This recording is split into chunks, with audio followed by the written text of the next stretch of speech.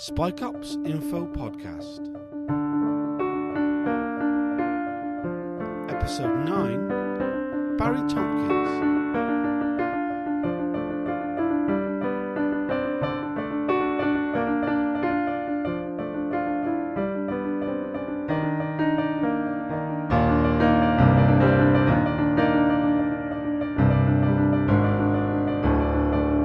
One of the undercover police officers who was deployed at the end of the 1970s, Barry Tompkins. Oh, yeah, 1979 to 1983. Yeah. When we look at the start of his deployment, it's right in the aftermath of the killing of Blair Peach. He's deployed, right? That's right, yeah. It's one of the issues which, the police were just the most, would shut up shop about when we were at the inquiry, right? And, just generally, cops just don't want to deal with, answering any questions about that incident. Yeah, it was an uncomfortable question for almost all, well, I think actually all of them, not almost, all of them. Even say Graham Coates, who was quite open, for instance, on the misogynist attitude of the SDS officers. But when it came to Blair Peach, he was very much shut up shop. Yeah, entirely, man. And it's so I think it's really telling that this guy is deployed in the immediate aftermath. And so his first reports are from Friends of Blair Peach campaign group meetings. It's. As much as he's obviously has other things that he does later on, but you can really get the impression that his immediate deployment is maybe some sort of reaction to.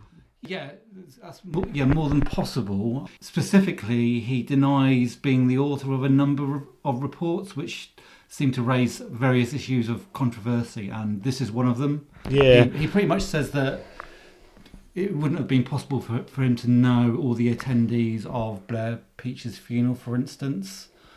That's something we heard so many times from these undercover cops, though, at the inquiry, wasn't it? As soon as it was anything that's a bit of a difficult one. That wasn't me. That's not my report. Definitely not me. I believe that, that loads of these reports were written, by multiple people by definition of how they collected the evidence, So I'm sure that his information was combined with that of others, but the idea that he wasn't, partially responsible for the reports that have got his name on, it's come on, mate. But when he's deployed, though, he claims that he was told that not to infiltrate the far left, but not the ones that were already infiltrated, like the SWP and so forth. Who they already had quite a lot of coverage of. Mm. So he just started going to meetings randomly, and he ended up. Partially because he was based in the East End of London, like many other undercovers. He started going to meetings of the Spartacist League of Britain. The Sparts! The Sparts, yeah, as in Dave Spart, famously from Private Eye.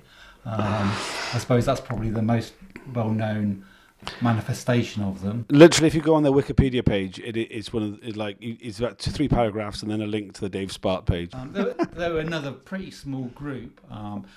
From when for the hearing started, I wrote a profile of Barry Tompkins, but bearing in mind nobody actually remembers him, and also at that point in time, the only information we had on Barry Tompkins was his date of deployment, and the inquiry said he only infiltrated one group, the Spartacist League of Britain, which, as it turned out, was completely wrong.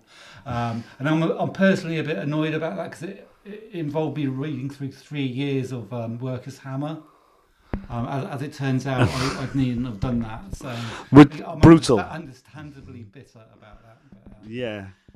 So, but he did infiltrate the Spartacist League of Britain at first, but not very long. He hung around them for a lot of his deployment to some extent. He never became a member, as indeed the person who I spoke to from the league, who was active at that time, explained. In short, he would never have passed the exams. Basically, to become a proper member of the Spartacist League of Britain, as with other groups at the time, you basically had to go on a 7-day course to make sure you were properly politically aligned. It's wild. Maybe groups do it these days. I don't know of any, but that kind of thing of you've got to pass an exam to enter, man. It's it's a bit mental, isn't it? Yeah, well, it seems certainly that group and another group that Tompkins spied upon, that Revolutionary Communist Tendency, which became the Revolutionary Communist Party. These are all Trot groups, right? These are all Trotskyist groups. Yeah. Although in some ways the Spartacist League were maybe in some ways closer, getting into a bit of left-wing political train spotting. This is nothing if not left-wing political train spotting podcast. It is, really. So in some ways they were anti-revisionist in the sense they did support, though critically, the Soviet Union, even though they said it's quite a funny phrase, but a very common one, which it was a deformed worker state. Yes, the deformed workers. Anyway, so I mean, he jumped around all these little left-wing groups, but I mean, they were all falling out with each other all the time anyway, right? Yeah, one of the things he says in terms of how he ended up hanging around with the Spartacists was that he had a chat with a few of them, and they talked about expressing pride at throwing bricks at police officers during the miners' strike in 1972 or 1974. There was 2 strikes in the prior to that, but that seemed to be incorrect because this is like 1979. Yeah. And the Spartacist League only really formed in London only in 1978. And at that time, most, if not all, the members were not British residents. In fact, at least according to the official party records, members from other countries, from the States and also, and notably from Australia and New Zealand, were actually sent to the UK to form a branch in the UK. Yeah, I mean, so the Spartacus League were one of those, like, we've come across a few of them when we're looking at 1970s politics. These sort of, like, internationally directed, I think it was, like, was it Canada was their home? The US. It was US, okay, yeah. So, like, it was one of these ones which, like, kind of had, like, a centre somewhere else and was directing, like, local parties be set up in various different countries. And yet, from what having read the three years of the newspapers, they were very much centrally controlled. Right. From the States, and they had like an international conference in the UK as well, and it was very much a top-down organisation. Sure. So. Yeah. Whoever he met who was showing pride about 1974 and the miners' strike, chucking bricks or whatever, was either lying or he was lying. It doesn't add up, right? Yeah, it doesn't add up at all. No. He's in the Sparts for a bit, but like you say, he doesn't actually join because he can't. You wouldn't expect him to pass the exam, but he jumps around a few different groups then, doesn't he? Like different tendencies and they're all the tendencies and leagues. I mean, the use of language is so. Yeah, I mean, a tendency normally, the difference between, for those who are blissfully ignorant of these things, a tendency is normally a group of people within an already existing organisation. And they only become a party once they actually split or get chucked out of that one. Right. So, but if you like, the other bigger, when I say bigger, I use that word advisedly, biggest party was when he joined it, was called the Revolutionary Communist Tendency, which became pretty soon afterwards the Revolutionary Communist Party. Oh, okay, which like they've run, haven't they? Really? Indeed, and some of them obviously ended up in the Brexit Party eventually. yeah, that's the oddest end to a left-wing train spotter story, isn't it? Yeah, I mean, in some way, despite the odious politics, you could say they were like probably some of them a group of the more successful people. Yeah. But on a personal level, I'm sure they're incredibly successful. What's his name? Brendan O'Neill, is it? Brendan O'Neill. So like a lot of these small left-wing groups, they're obviously involved in like kind of more broad sort of things. So he kind of was coming into contact with lots of other people, particularly through their like anti-racist group, Workers Against Racism. You see a lot of this sort of thing of like, though these undercover officers are like they're infiltrating a small group or activist organisation. By definition, like those activist groups are like kind of have a wider sort of get involved in wider politics. They get involved in coalitions with all sorts of other groups, and like also trade unions. I mean, he denies it, but according to his reports, he joined the TGWU. Yes, right, yeah, and so the RCP, the Revolutionary Communist Party, they did have a number of front organisations, and that is probably one of the main differences between them and the Spartacist League, who refused on some kind of point of principle to have any popular front type organisation. They never in the UK joined any kind of coalition. Purity, though weirdly the originator party in the States were happy to do so, I'm not quite sure why they specifically refused to do that in the UK. But RCP, so actually Tompkins remembered the Workers Against Racism as a offshoot of the Spartacist League of Britain, which is not true, and he actually recognises in his statement that it was actually the RCP. There was this Workers Against Racism, specifically East London Workers Against Racism, and they did, at least they attempted to provide solidarity and physical support to people who were victims of racist attacks. Right, yeah, and obviously, like at that time, there's a whole bunch of legal defence campaigns from like racist attacks that have happened in that area, and he comes into contact with all of those as well. Yeah, in quite a few that he names, or at least names.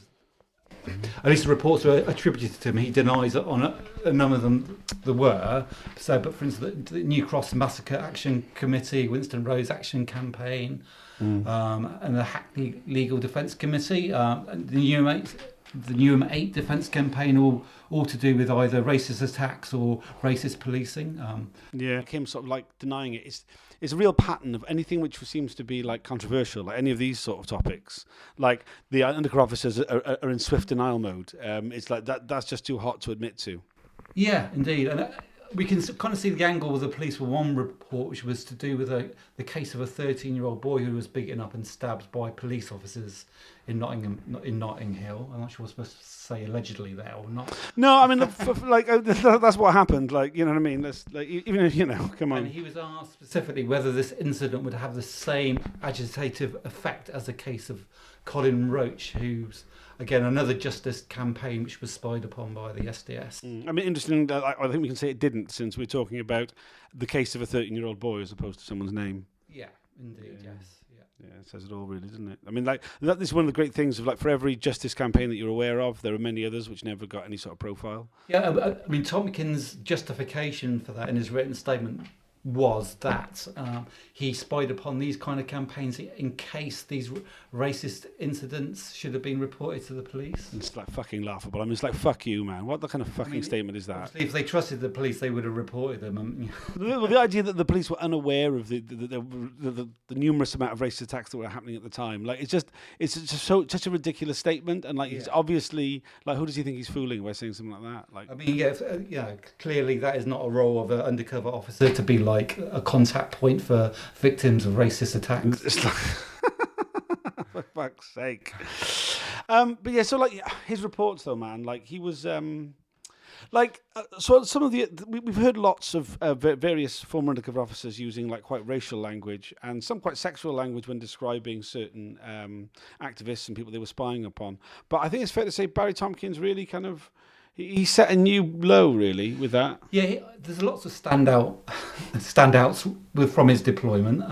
One of which is horrendous, really. There's, for instance, a report on the sexual activity of one particular member of the revolutionary Marxist tendency, another group we've not mentioned yet.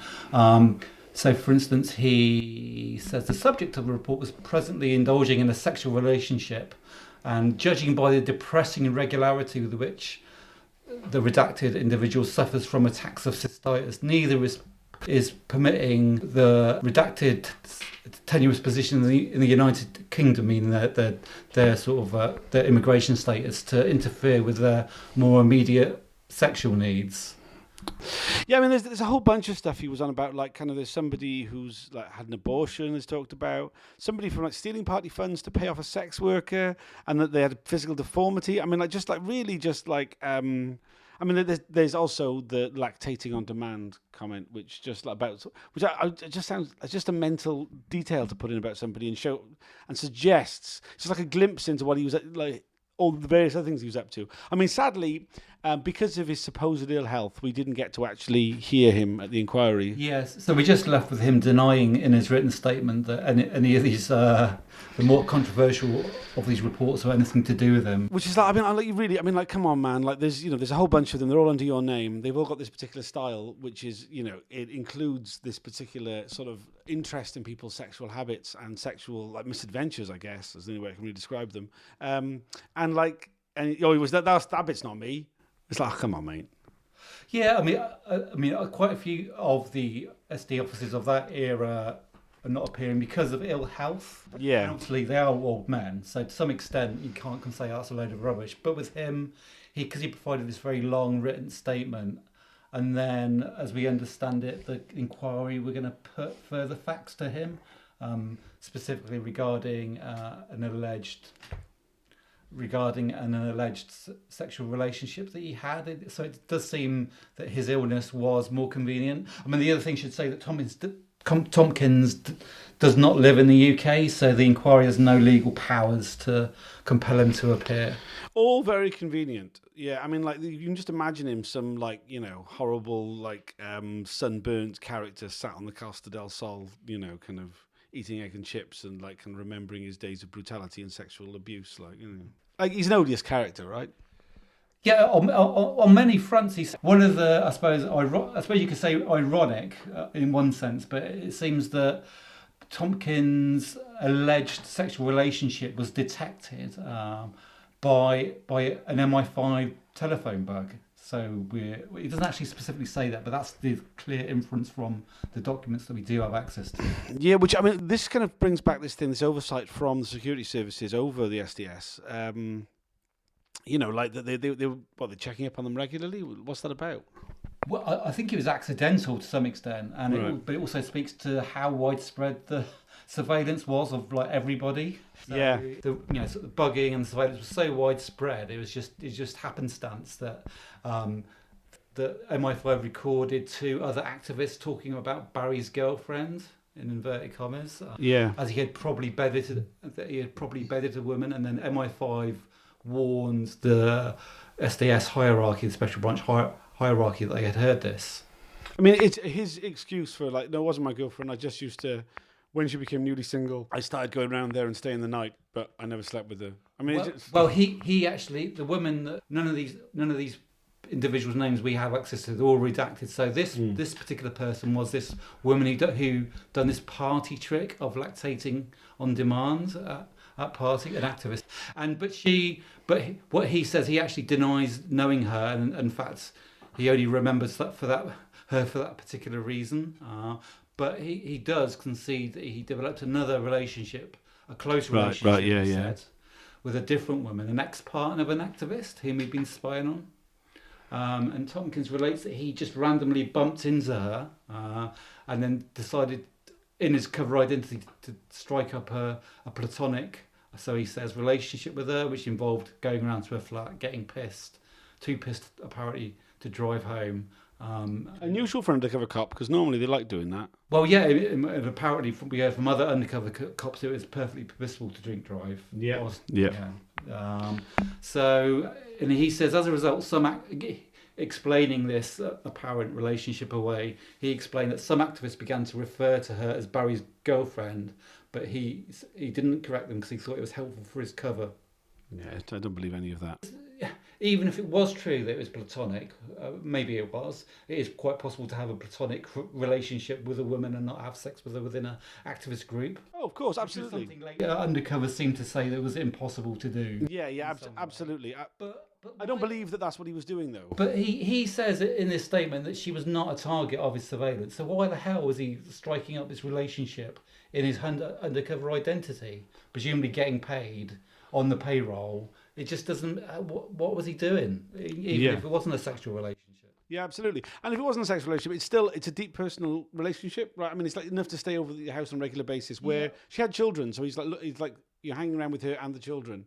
I mean, the idea that just because they didn't have sex doesn't mean it's like that anyway explains away. Do you know what I mean? And what he says, he was sad that he had to disappear from this woman's life. Well, fucking boo-hoo, what about her? Yeah, absolutely. You know what I mean? Yeah, no, totally. Yeah.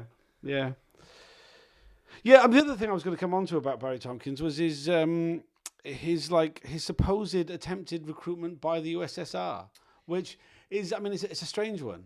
It is a strange one, and it's actually unique. Yeah. And a brief overview is that he was approached at a Revolutionary Communist Party meeting by a man who turned out to be the military attaché at the Soviet embassy. So it was definitely the right.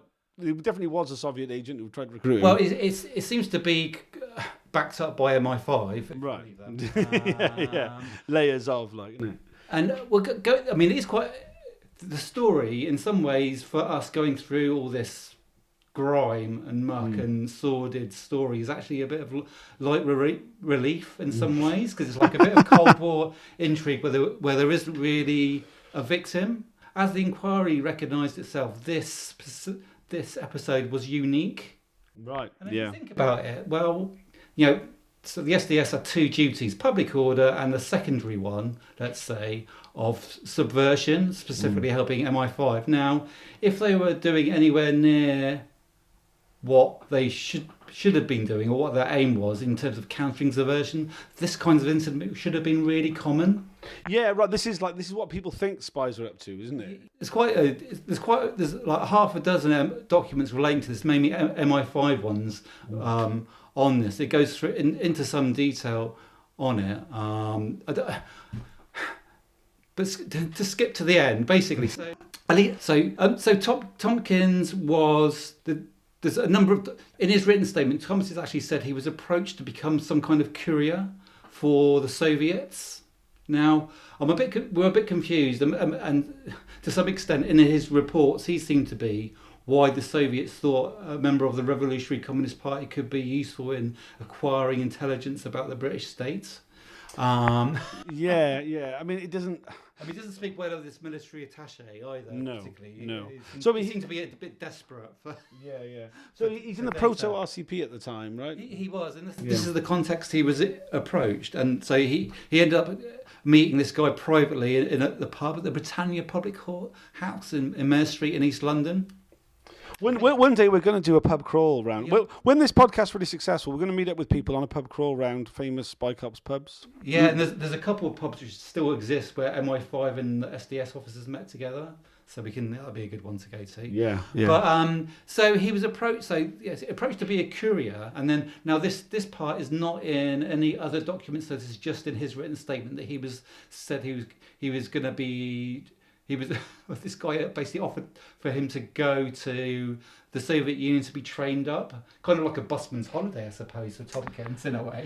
Sort of turn him into a real spy. Now, this part is not in any of the MI5 files. Now, I suspect that either, well, one possibility Tompkins is making this bit up, or secondly, which I probably think is quite a good candidate, that actually Special Branch didn't tell MI5 this bit, because for MI5, the idea they could have somebody being sent to the Soviet Union involved in a training program would have been like, bingo. So maybe Special Branch kind of protected him from the pressure to actually take up this offer. Yeah, I mean, the impression I got was that one of like kind of Special Branch going, oh shit, this is all a bit serious. Oh bloody hell! Well, eject. Like.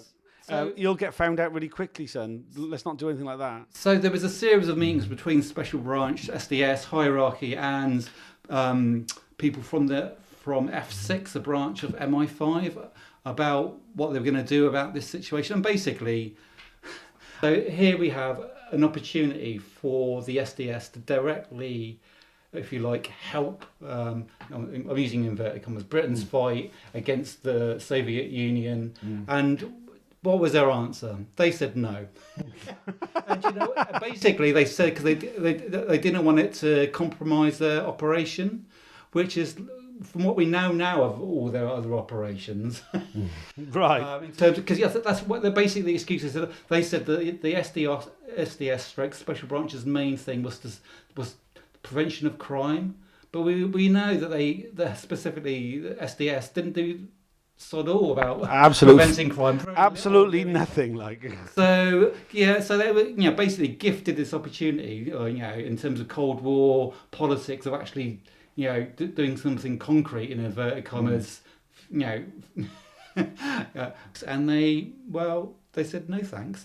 We just carry on doing pointless activities. Thanks very much. Yeah, disrupting the revolutionary left instead. As soon as there were actually any sort of actual subversive activity, they got cold feet, basically. Yeah. I mean, it's so. It was quite interesting because what he does instead is, instead of going off to the Soviet Union to get trained up as a double agent, he splits the tiny left-wing group he's in into an even smaller group, which he sets up himself. Again, this is another. I mean, it is a real shame he didn't testify, because there's so many elements of his deployment, especially compared to some others who did give evidence live, which was a bit dull, to be honest. Incredibly dull in some cases. That that is a tactic, I think. I mean, that is a way of keeping everything dull, just to kind of hide things. Yeah, as far as we know, he's the only one. He basically created his own faction. Impressive. A 3-person faction, which we think was one member from the Sparts and one disaffected member from the communist tendency. And he describes these people as quite good friends, inverted commas again. So we think, he said he can't actually remember the name of the group that he formed, but the most likely candidate is a group called the Revolutionary Labour League. And in fact, there's elsewhere on the internet, there's one document from them. We will link to that in the show notes. Yeah.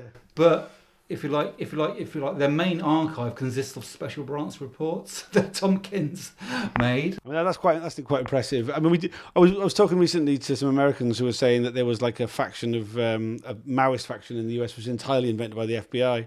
But like, I mean, obviously much smaller scale. And also in the Netherlands as well, it was totally run by the Dutch state. Yeah.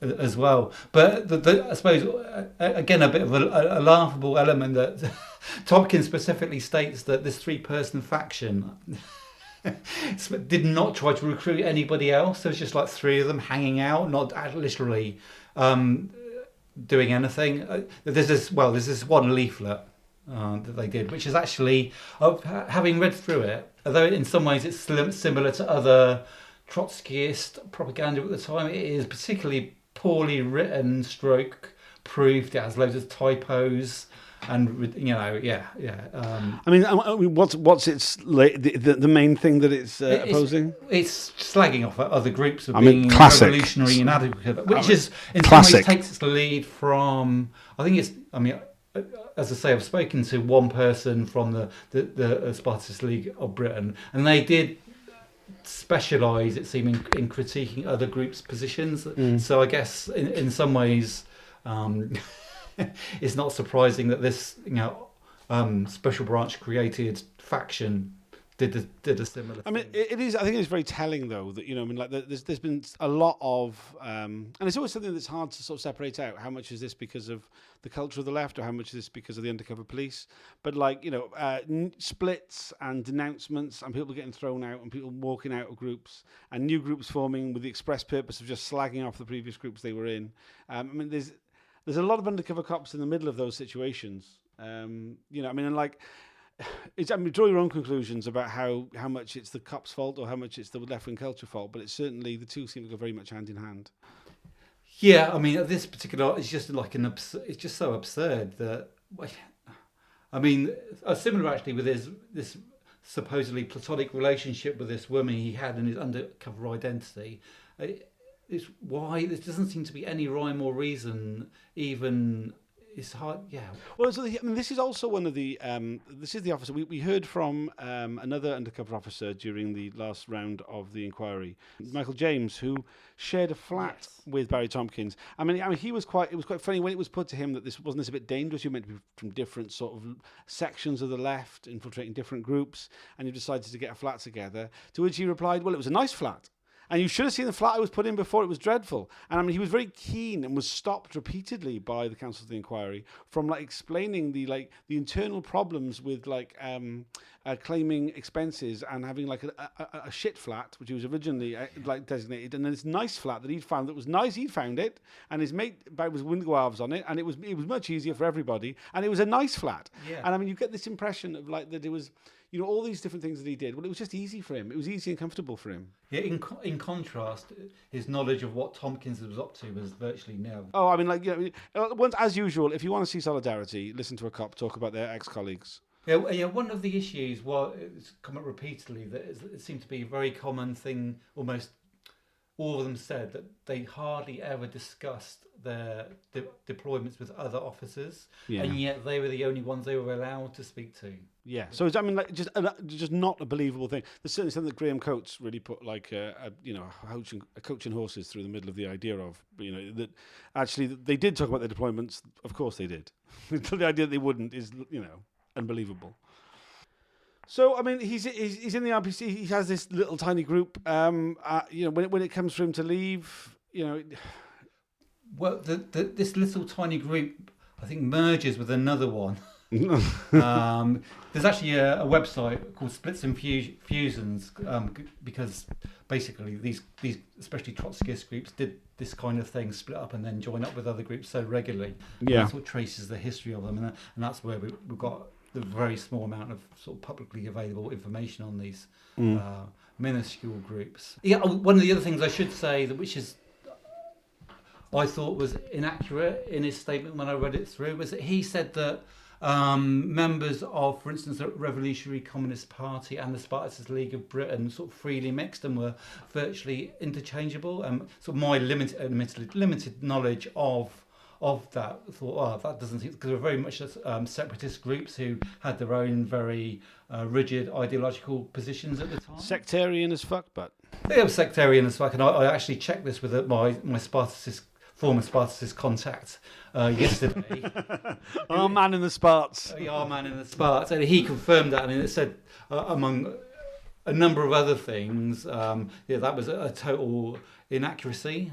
He was also the one who actually pointed out about the mention about the inconsistency in terms of his recruitment into the Sparts being to do with his surveillance of the Sparts being to do with the violence at the miners' strike. That didn't really work time wise. So, and he hopefully I actually asked him if he would come on to the podcast one time and speak to us, and he that's under consideration. So I'm sure we will return to the Spartacus League in many other sections later on in this podcast series. One other point I'd like to make about the MI5 documents which relate to Tompkins and also other undercovers. One of the, if you like, I guess that we knew it to some extent, but it's spelt out there that where the SDS did not have undercovers in, it seemed that MI5 did their best to have informers in those groups where there were gaps. Right.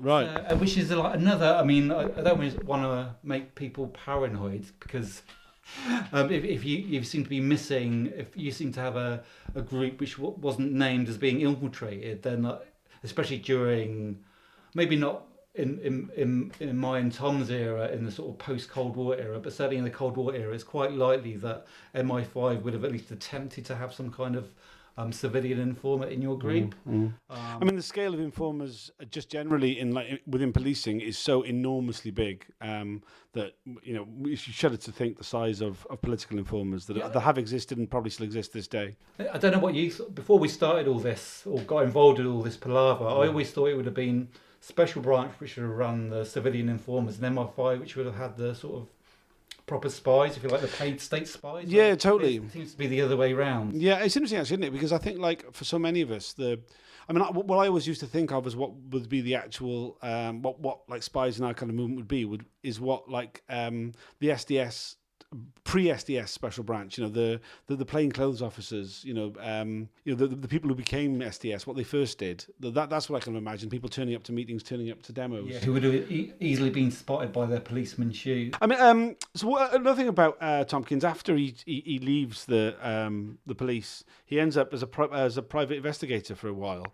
I mean, his evidence on this I don't think is particularly interesting, but I mean, I think that the whole sort of that there is like that these men who are trained by the police as undercover officers, like they obviously go on to use it in other spheres later on. That's right, and basically the inquiry granted us one question on that, which was very narrow, which was to all the former undercovers, which was, did you go undercover for a private company, for a private investigatory firm? And apart from Tompkins, have all said no. But what we really wanted to ask was, like, did they apply their knowledge of activist groups more generally? So, and then work for a security firm, which seems much more likely that they did. They became like absolutely analysts, if you like, for these companies. Yeah, and there's enough. Over the years, I've come across enough companies that were offering those kind of services to the corporate world. But like just learning the right words to say to kind of keep those the reinvestments every year, the budget keep coming. I mean, like that's one of the great things that they would have learned whilst in the Special Demonstration Squad. One of the other things that's come up before once or twice is that Tompkins describes about 5 years after he left the Special Demonstration Squad, he was contacted by another officer who he believes was the officer in charge at the time, and asked Tompkins about a particular report, I think to do with a member of the Revolutionary Communist Party, or potentially the Sparts, whether his reporting regarding a particular individual was accurate, and this, which he confirmed, and this was in connection with a possible deportation. Right, yeah. So, and this is, I mean, as I say, we touched on this issue before with another officer. I can't remember which one now, to be honest. But in terms of, obviously, we think about, blacklisted workers being obviously excluded from work because of their trade union and activist activity, but also talking about people with, unsettled immigration status also being denied the British citizenship or leave to remain because of their political activity, and that's an aspect which I guess to some extent we haven't talked about in this context too much. No, and I think there's probably a huge amount of that. I mean, it says a lot that like the later kind of head of the unit was going back and checking the truthfulness of a report, because I guess it wasn't uncommon for it not to be true, for a start, and then secondly that this particular interest that we could deport somebody, the British law enforcement gets all excited about that. We might be able to deport someone quick, get that guy's information verified. One of the part of Special Branch's duties, of course, was to hang around at ports of entry, so that sort of links in there as well. Yeah, totally. So Barry Tompkins, if you were in the Spartacus League or the Revolutionary Commandant's Tendency or any of those other groups, and you may have known him, please do get in touch. Well, I tracked down only yesterday somebody from the Revolutionary Marxist Tendency, and he emailed me back with glee saying he was the first person to get thrown out of that group. Well, he was on the back. Oh, fair play. Yeah. Fantastic. So I sent him all the report. There was like half a dozen reports from Tompkins on that group, which I sent him the links to, as well as Tompkins' statement. Unfortunately, as with everybody else today, nobody can remember Barry Tompkins, but maybe if he reads through his statement, maybe something will come up. Or if you knew Barry Tompkins, get in touch with the Undercover Research Group.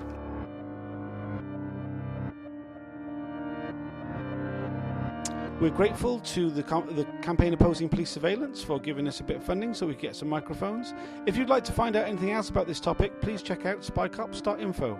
And if you're able to give us a review with your podcast provider, particularly Apple Podcasts, we'd really appreciate it.